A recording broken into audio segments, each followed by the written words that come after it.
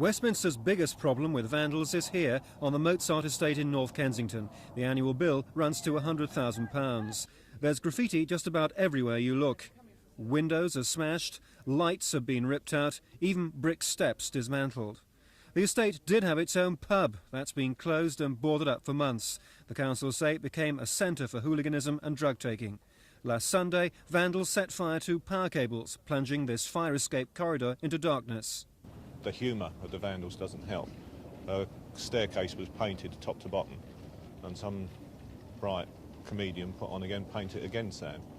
I mean, that doesn't do morale any good for anybody in this area. The council have been trying out flying squads of workmen to make repairs and clear up graffiti quickly. Here on the Hall Park estate, it's already helped to reduce vandalism. Now it's being tried across the borough. It's well over £500,000 a year that it actually costs the ratepayers, all the tenants, which in fact is the equivalent of a 3% rent increase. So if there were no vandalism, they could all have a 3% cut in their rents. Can you honestly see this blitz by the council really working? I think it'll work in a number of areas. It won't work in all the areas, but I think if you could even reduce it by 1%, it must only be good. So bad is the problem here, the council's considering major structural alterations, such as removing the walkways, to help combat vandalism. This tenant told us that 24-hour policing of the estate would also help. John Andrew in Kensington. On Westminster Council's Mozart Estate, lecturer Alice Coleman is being given the chance to put her ideas into practice. In her book Utopia on Trial, she says estates like this don't provide the kind of home that people feel happy in. She says the large public areas around blocks only add to a lack of identity and a feeling of being cut off for residents. Walkways let in strangers and vandals, making tenants more insecure. We have suggested that removal of walkways, putting walls round the individual blocks so that they belong to the inhabitants and not to the public at large, and in the case of the bigger blocks, trying to divide them up and divide up their grounds so that there may be 2 or 3 quite separate blocks side by side instead of one. And then finally, trying to make the front of the block into what we call traditional streetscape. Alice Coleman believes people were happier in the terrace houses of the 1930s, where the pattern made it easier to develop neighbourly relations, cutting vandalism and crime. Now her ideas have been taken up by Westminster Council, who've hired her to put a human face on their problem Mozart Estate. This estate looks better than some of the older, different estates, you know, all slab-sided. And in fact, this particular estate won lots of prizes for architecture and design. But I think Alice Coleman has got a lot in what she says. I think the design of estates must have a lot to do with the behaviour. Because if you think about it, the people who live on this estate are exactly the same sort of people who live on the little roads and the little houses round it. So why is their behaviour so different? It must have something to do with the design. Alice Coleman's schemes here will split the estate up into smaller, more private areas that can be watched over by the residents. She and Westminster hope it'll be an experiment that will make the Mozart Estate seem more like home. This is Steve Clark for Thames News.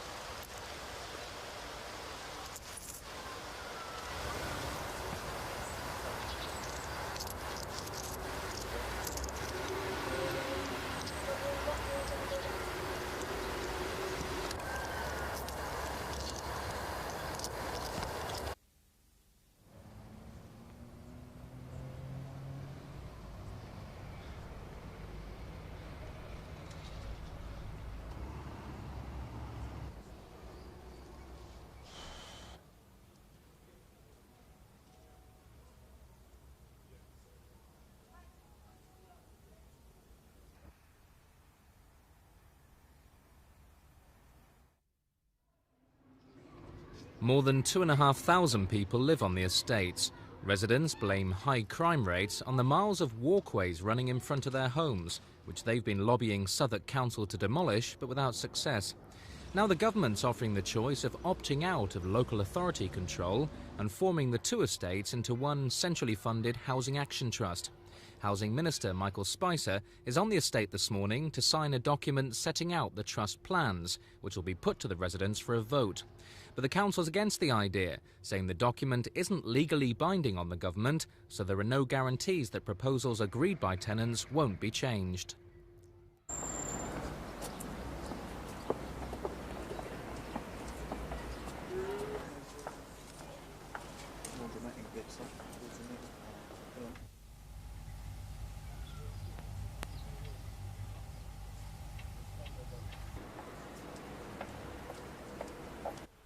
North Peckham is one of the most notorious estates in London.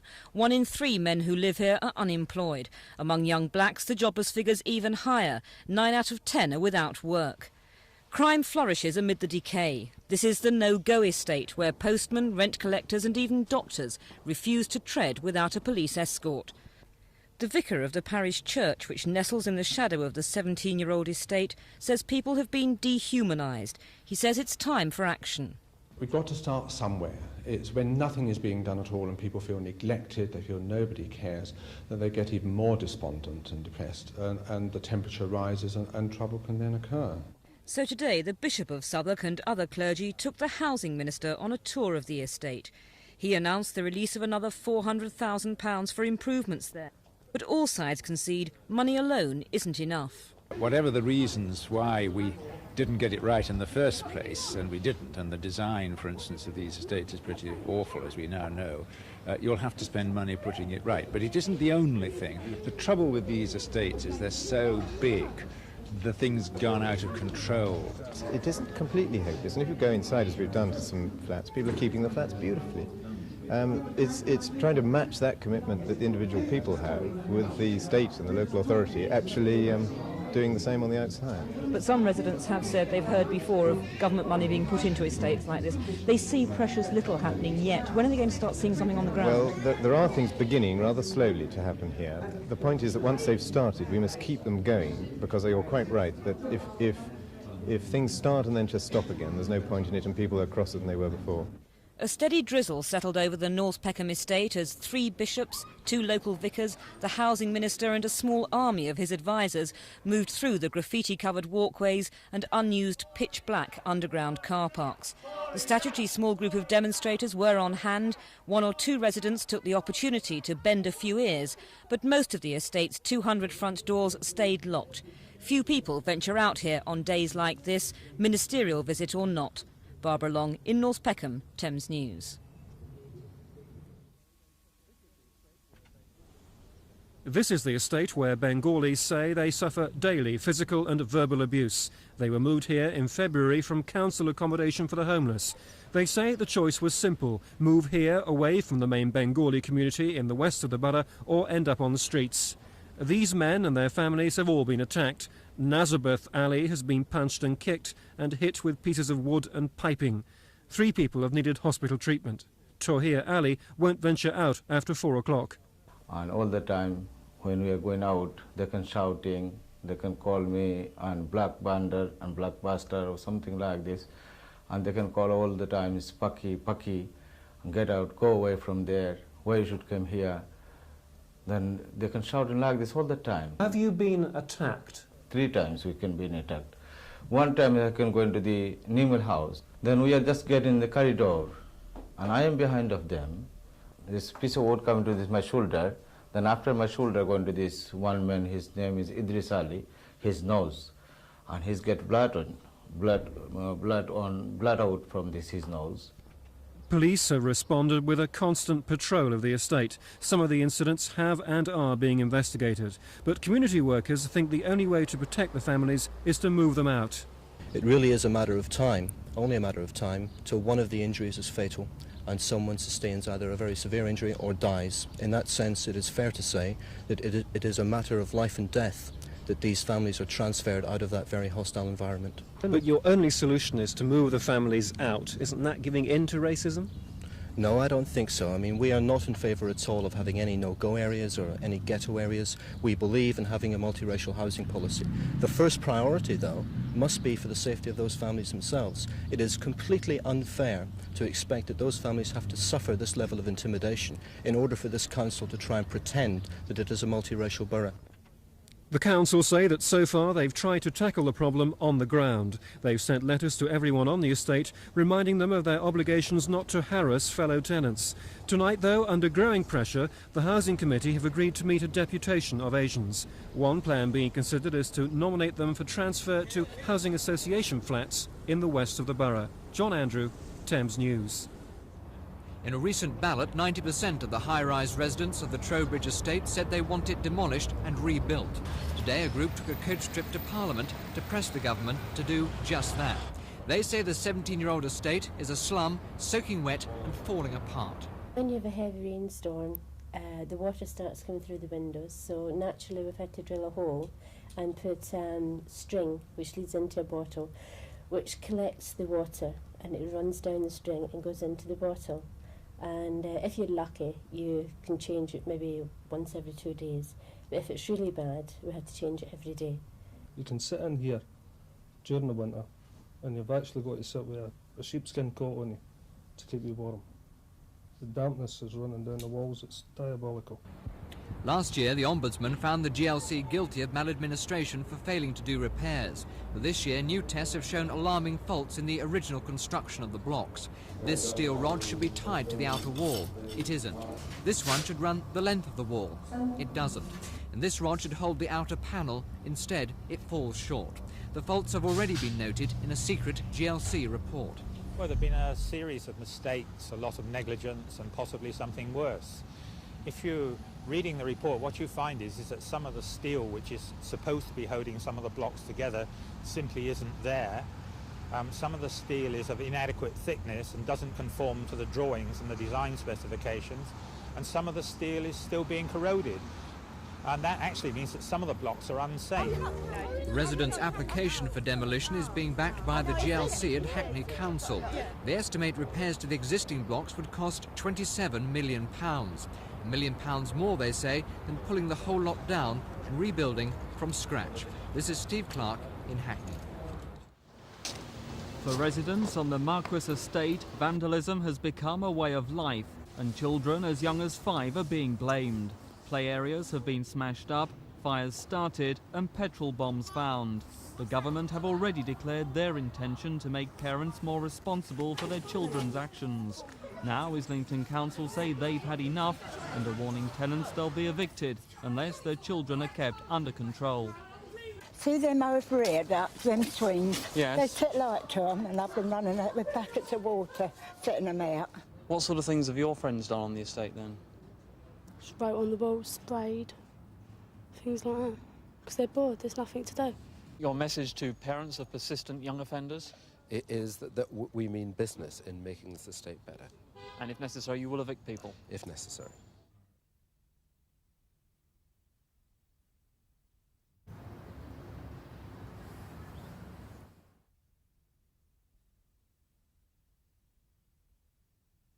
And if necessary, you will evict people? If necessary. Other councils in the region say they're prepared to follow Islington's lead if necessary. Sidney Godley House on the Digby Estate in Bethnal Green. Built in 1936, it comprises 73 flats. 2 years ago, Tower Hamlets Council spent £1 million renovating 40 of them. After that, the money ran out, leaving another 33 flats standing empty and derelict. But councillors in the Alliance-controlled borough are sceptical that the White Paper proposals will solve the housing problem for local people.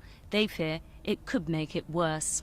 If the tenants would have to pay for any improvements that were done, rather than them being directed via the borough, then they would see massive rent rises for themselves of perhaps £5, £10, £15 a week. And as a result, it may be that the actual people who live at the present may be pushed out of the area because they simply could not afford to pay for it. On the Digby Estate this afternoon, the government's plans met with a mixed reception. Well, anybody that'll do the place up like and finish, the mess that we have here, it's like a dump like would last 3 years looking out the window like, And you've got old tramps going in and out of buildings and that, drinking wine and all that. You're not frightened about rents going up if the estates are improved? I'm not really worried about that, like, you know. Social pay my rent now, but like, I don't pay nothing, but I don't know what would happen, do you know what I mean, if I had to pay rent out of my money, because I don't get a lot a week. Bethnal Green residents say they don't mind if the yuppies move in, as long as they aren't forced out into even worse inner-city ghettos. Alina Kerkuch in Bethnal Green for Thames News. The Waterlow Estate in Bethnal Green formerly belonged to the Armstrong-Jones family.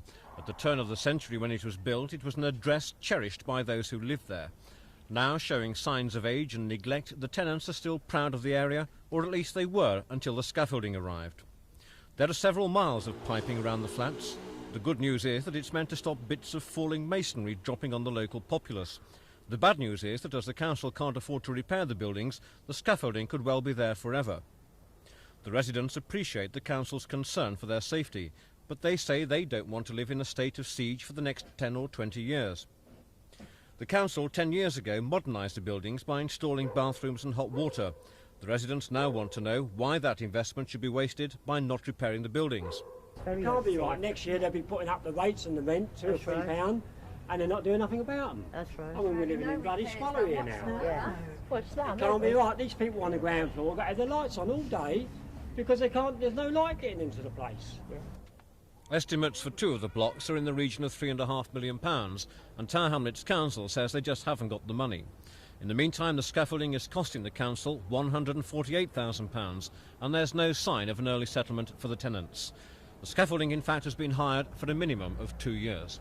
Colin Baker, Bethnal Green.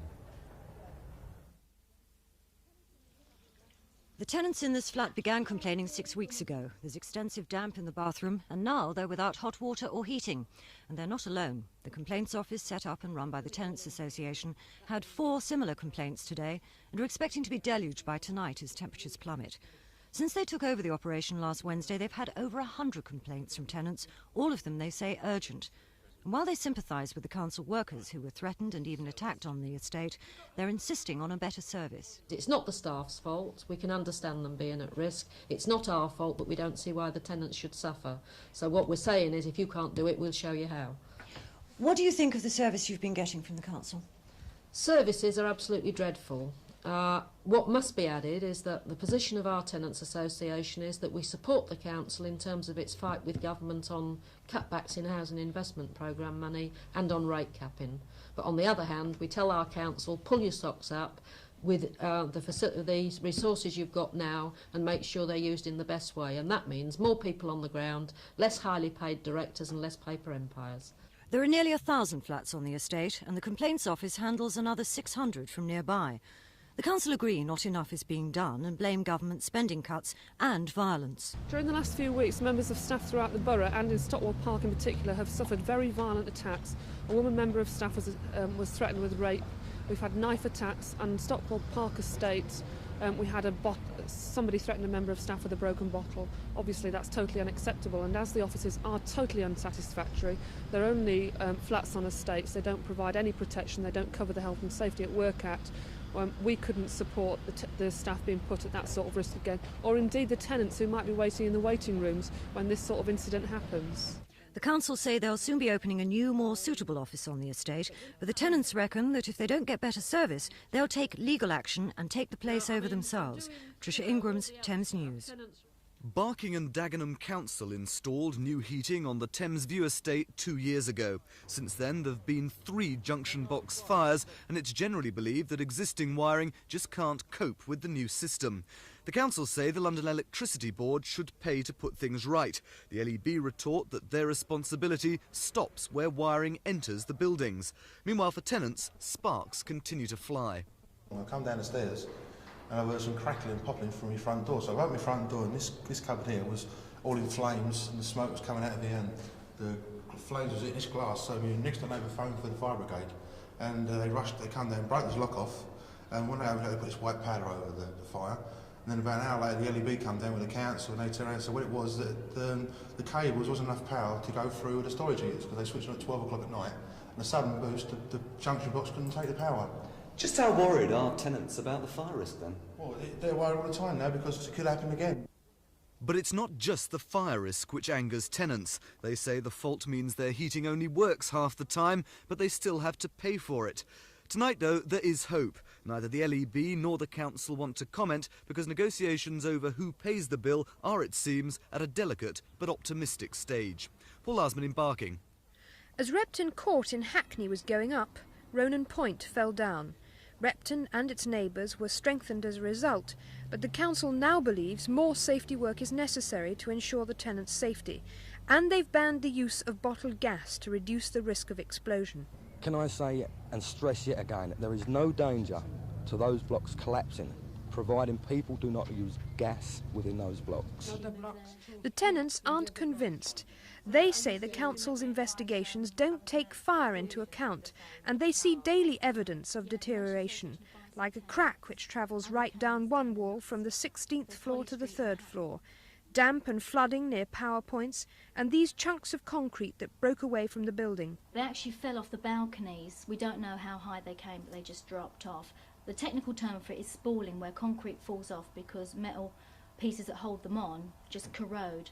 And these could drop off any time, at any rate, and they could hit people. So are you suggesting that we invite other tenants associations with the same tower blocks? The tenants are gathering strength to campaign for evacuation and demolition. Ideally, we've gone round the tenants. They would like demolition, because now the problems have just accumulated so much. The only thing they can see is demolition to get rid of all the problems, and it would be cheaper. It's more economically viable in the long run for the council to do that, but it's actually persuading the council to do it, to demolish. So Hackney face two dilemmas. Either they can strengthen housing they know has a short life, or demolish and rebuild, which they admit they would rather do. The question is money, and for a council which also faces a crisis over rate capping, there isn't much about. A decision will be made, either way, in 2 months' time.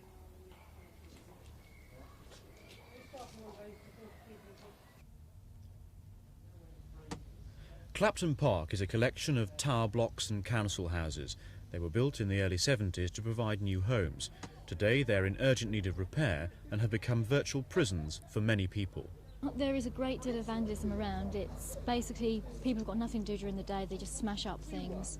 But the main problem isn't actual vandalism, it is crime. There is a high rate of burglaries. This year, 1 in 4 people will be burgled on the estate, mainly in the high rise, but it's a problem that affects the whole area. We've been broken into 3 times, and the last occasion was 2 weeks ago. I mean, when you think you're going to get broke into, if they just took the stuff, fine, but they actually ransacked the flats. Crime and rioting have particularly affected the many single parents on the estate, people like Cheryl Dubois and her 4 children. She's been making clothes for a kids' fashion show she's organised for next month. It's a start, but more now needs to be done. Well, one of the things we hope to do is to go to the Inner City Partnership for more money, but it will also require concentrating our existing resources more effectively, even looking at little things like the repairs and maintenance service, which often leaves much to be desired. In what ways can conditions on the estate be improved? I'd like to see the money spent on a more secure physical environment and better provision for young people, constructive things for them to do. Half the estate are under 25 and unemployed. This makeshift pool hall is the only place many of them have to go. Hackney Council have now set up an advisory group, but they also want £400,000 of inner city aid for repairs and improvements. They point out that more people live in Clapton Park than the Falkland Islands, but so far no government money has been spent here. Nigel Roberts in Hackney for Thames News. 5 people died after a gas explosion caused the partial collapse of Ronan Point 16 years ago. Newham Council spent thousands of pounds reinforcing 6 tower blocks after the disaster, but earlier this year new faults were uncovered at Ronan Point, so fresh tests were carried out. And today an interim report from experts seems to vindicate tenants' fears that the tower blocks still aren't right. Independent consultants found that joints bearing the weight of the blocks are seriously defective. A full report will go to the council next month, but what conclusions does the housing chief draw from the initial findings? There is a vague possibility that those blocks could be rehabilitated, structural improvements made, and general upgrading. But as that would cost something in the region of £5 million per block, that just isn't on. So demolition seems to be the only answer. Tenants say they've been proved right. And the gaps in the wall is terrible. You can put your fingers through it, like my one, you can put paper in it and everything. It's just ridiculous. They're not an ideal place to live by any means, you know, and if I did get out, I certainly wouldn't come back in. At the town hall tonight, grave doubts were being expressed as to whether any of the controversial blocks would ever be reoccupied. This is Mark Wadsworth at Newham. The blaze, which completely gutted the first floor masonette on Clapham's Carey Gardens estate, started just before 11 p.m. last night. It's not yet known how it began, but investigators say it started in a downstairs room and spread through the home. The heat was so intense, many windows were blown out. The fire claimed 4 lives. Jennifer Nyarko, a pregnant mother, was found clutching her 2-year-old son Alexander in their bedroom. Husband Godfrey was found dead yards from the front door. Their other son, 6-year-old Jonathan, was the 4th victim. A neighbour described the scene. Came through this door here and looked up, and there sort of flames coming up. And a little boy shouting, "Please, somebody help me to get out here." But we couldn't help him because masonry and fire was coming down. The only survivor was the couple's 13-year-old daughter Ruth. She was spotted screaming on a first-floor window ledge. 2 passers-by climbed 30 feet to save her. I stand up in the balcony and I said to her, "Open the window." She pushed the window. She did. I said, "Bring your legs down." She bring the legs down, and I grabbed his bottom, grabbed it to the wall, and let her to go slicing down bit by bit. 3 seconds, she was safe. Roofer Barry Graham, who also helped in the rescue, was praised by the fire brigade for his bravery. Tonight, the fire brigade say they're convinced last night's blaze was an accident. This is Mike Pearce in Clapham for Thames News. Problems began on the Doddington estate as soon as the first tenants moved in 12 years ago. Its completion came at a time doubts about high-rise living began. Unemployment among almost a quarter of the 3,000 people resident here has been made worse by the conditions. Many vehicles were actually burnt. People had parked in the underground car parks, and obviously people then decided that they could no longer use the facilities being provided, and this then led to further acts of vandalism. Financial intervention by the council in cooperation with the estate's active community association has made the workshops possible. 28 units for everything from dressmaking to an electrical repairs co-op. It'll give some of the borough's jobless new hope in their specialist fields. Hi-fi, TV, radio repairs really, and hopefully we try to get into sort of more sophisticated things like computering if we can. Make tiles, small articles or ceramics, and hopefully provide skills amongst people which will then later lead to some employment. Wandsworth launched the project last year with the help of the Manpower Services Commission. It's since attracted funds from the government, the GLC and charitable trusts. The estate's 500-strong community association helped plan and develop the idea, which will revitalise about 10% of the underground parking area. In a month's time, the workshops will be fully operational, providing jobs and renewed hope for at least some inner-city entrepreneurs. Mark Wadsworth for Thames News. There were a host of good intentions behind Peronet House in Southwark when it was built 22 years ago. But the attractive open spaces have become bleak, vandalised wind traps. Residents say they're the haunt of teenage gangs, and with so many exits and entrances, a mugger's dream. And down here 2 months ago, a man was murdered. And it's this place that's the source of many of the tenants' problems, the underground car park, which must have seemed a great idea in the original architect's plans, but which has in fact turned out to be a nightmare, the last place anyone would want to leave their car. Instead, it's become a haven for vagrants and drug addicts. We've had all sorts of problems, one being men molesting young women in the lift. Second, we've had lots of fires through the tramps sleeping down there. Muggers, of course, burglaries, and just lots of dirty problems, that being vermin. But now there's new hope. Today's announcement of fresh government funds means the council can press ahead with plans to virtually seal off the estate to everyone except residents. Electronic roller shutters for the car park, new buildings filling in the empty spaces, and a tenant's entry phone system. This block on the Wyndham Estate, also in Southwark, had them installed 2 years ago. But tenants here say it hasn't stopped vandalism and crime and hasn't made them feel much more secure. They still get in, that's what I can't understand. People seem to let them in. We have all the school kids in every lunchtime, tearing up and down in the lifts. Sometimes when you're coming in with your key, you get strangers behind you, and it's not everybody, not all the strangers you can say, well, you can't come in because they might bash you one, so you just let them come in. Residents here say nothing short of full-time security guards would solve their problems. Small comfort for those living on the Peronet Estate. Much of the security they're due to get may already be dated. Paul Green in Southwark for Thames News. Residents on the estate were told of the ban in this letter delivered by a postman under police protection. It blamed an alarming increase in harassment and threats to postmen. The ban follows a spate of attacks culminating last week when 3 youths robbed a 59-year-old man of his postbag, and local residents sympathise with the action. The Post Office say they're sympathetic towards the problems of their delivery men and won't be taking any disciplinary action against them. And until the postmen receive guarantees that there won't be any further attacks on them, the ban on deliveries continues. Chalk Hill's been a problem since it was built in 1966. One of the biggest estates in London, it's always suffered more than its fair share of hooliganism, vandalism and muggings. Now the police want to crack down on the culprits, gangs of youths who, because they gather on private property, are untouchable until they actually commit an offence. If we could deal with people who are loitering about in small groups, move them on as we can on a normal public road, then we feel that we might be able to stop the problem right at its root. If the estate walkways and stairways were designated as public places, as public roads, then we would then be able to apply the normal legislation which deals with obstruction. The police solution doesn't enthrall the tenants. They prefer Brent Council's answer, a £3.5 million enclosure scheme for the walkways. It was started by the previous Labour administration, and about 10% of them have already been done. Each walkway is covered and fitted with entry phones to keep out unwanted intruders. Those people who live on the closed-in walkways will today say the vast majority of them is the best thing that has happened to them since sliced bread. They wouldn't change it for anything.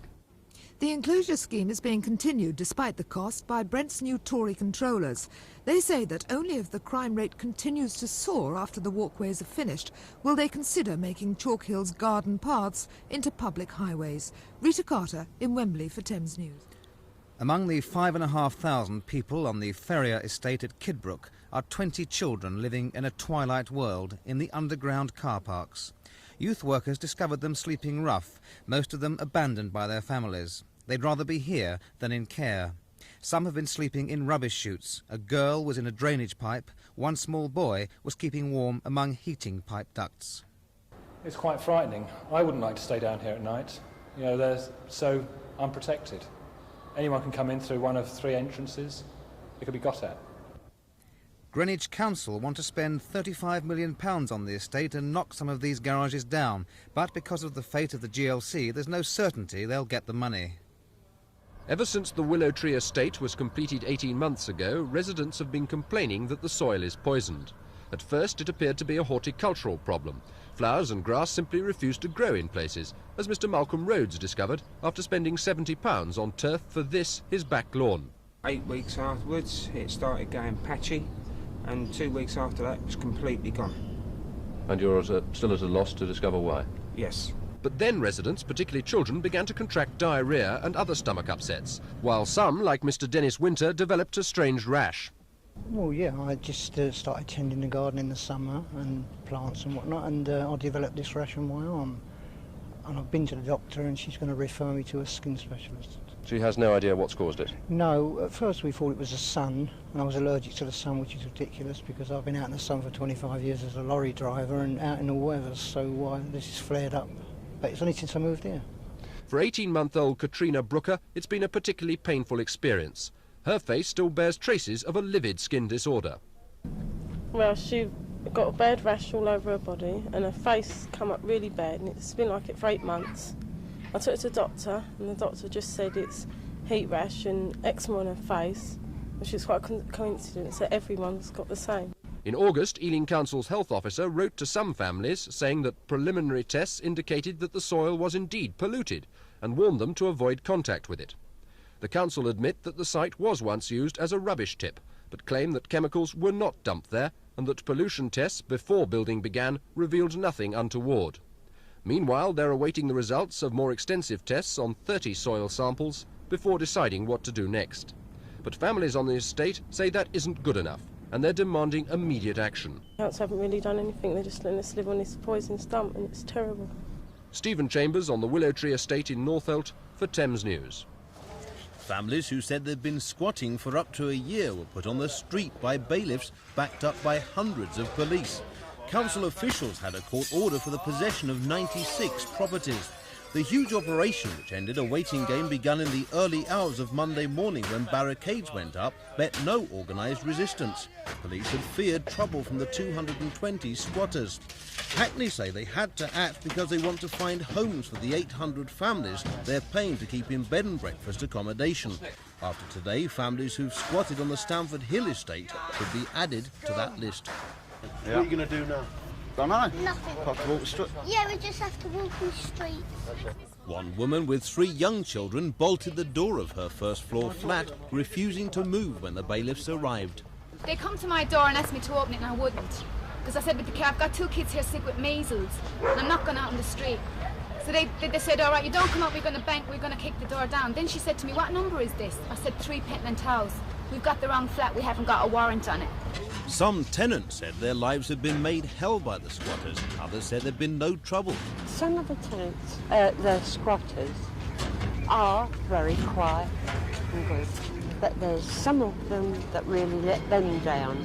Flats need doing up, right? Oh, yeah, they're just telling you that they are broke. They have not got the money to do them up. They're going to sell it off and privatise the place. Then you will lose your homes as well. I ain't going to lose my own, my dear. There wasn't one complaint until today. And I've stuck by my guns. I mean, as I say, it doesn't make any difference to me. I'm just voicing my opinion.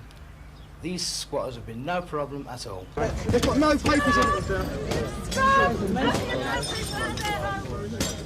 Squatters complained about what they said was an excessive show of force against those who were evicted. They haven't been liking what's going on, but they haven't been resisting with violence. So there are no smoke bombs? There's no smoke bombs, there's no petrol bombs, there's no kind of bombs, there's no violence involved. People are there's just no way moving we on. look how many police there are here, man. So people are moving on, yeah, they're just going about their business and getting out. Hackney Council's ruling Labour group has been split by the decision to go for mass evictions with bailiffs and police. But tonight the leadership were taking a hard line, saying only about 20 of the 200 people made homeless by the operation would be rehoused. Mark Wadsworth, Thames News. It's become the most infamous council estate in Britain, but even before the 1985 riot, Broadwater Farm was well known locally as a dumping ground for problem families. Great efforts were being made to change its image, but since the riot, much that's positive has passed unnoticed. Until recently, some of these men were long-term unemployed and with the stigma of coming from Broadwater Farm unemployable. Now they have jobs and fresh hope, working on a fire prevention contract worth £150,000. It's a permanent job. It's a permanent job. And we are encouraging them to take up a trade. You see, the council is prepared to train them and to give them whatever they ask for. Almost 50 new jobs have been created for local residents on council and private projects ranging from dam prevention to window replacement. The Broadwater Farm Youth Association Co-op can be given the credit. They pressured the council to ensure firms who won improvement contracts employed local people. Some people were unable to get work because of age, because of their race, because they lived on Broadwater Farm Estate. So for all those reasons, people actually couldn't get work. So we had to try as best as we possible to actually then take a mix of people, old, young, long-term unemployed, inexperienced people. Money flowed into the estate even before the riot, but since then it's poured in. More than £500,000 from the government, thousands more from Haringey Council. But now the residents have, through their 3 main organisations, won enormous control over how the funds are spent. Unlike their colleagues who designed the estate originally, these architects don't operate in an ivory tower. Based in a disused flat, their designs are not the result of what they'd like to see, but what the residents want. Extensive surveys were carried out. These employed local people, but they also ensured plans were linked to people's hopes and needs. This ambitious community centre is one proposal. Plans for new gardens and landscaping have also emerged. Other projects are much more advanced. This new mosaic is well underway. Elsewhere, another artist plans a 30-foot mural. But despite the positive signs, the events of 1985 are still having a negative impact, particularly on the very young. Generally speaking, it's an increase in stress, if you like, social stress. We felt when we first came on here that there was an increase in problems to do with domestic violence. Children were particularly affected. For the first, until the following Christmas, from October '85, I think that the actual police occupation of the estate actually caused a lot of pressure and a lot of tension, and it manifested itself in the behaviour of children. Children were behaving in certain types of problematic ways, in difficult ways. Outwardly, life goes on as normal, and the policing is now light. There are many good omens, but few people prepared to say categorically it couldn't happen again. You see, there's a question here of simply of justice. You can create employment, okay? You can create all you want, but unless people have justice to go with it, then you're nowhere near to achieving that kind of harmony and stability, you know, that's actually needed. Do you think another riot could happen there? No, unless they send in somebody to come and start that riot.